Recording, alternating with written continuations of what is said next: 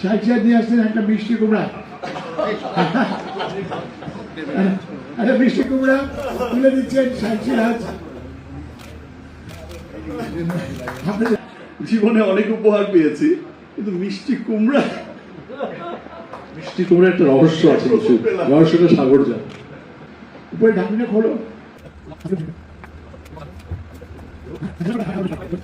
কুমড়োর ভেতর থেকে কি বের হলো? থেকে আস্তে আস্তে কি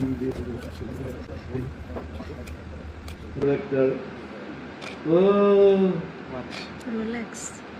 একটা রোলেক্স ঘড়ি। আরে সর্বনাশ!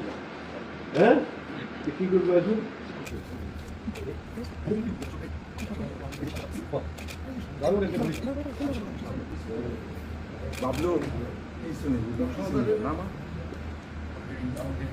জীবনে যত উপহার পেয়েছি, এটা টাকার অঙ্কেও যেমন সবচাইতে বড়, বাট ভালোবাসার দিক থেকে নিঃসন্দেহ। ভালোবাসার দিক থেকে এটা আমার কাছে প্রাইসলেস। আমি ঠিক বলে বোঝাতে পারছি না যে আমার অনুভূতি। সাগর ভাই, আপনার পক্ষেই সম্ভব এটা। অনেক ধন্যবাদ, অনেক ধন্যবাদ।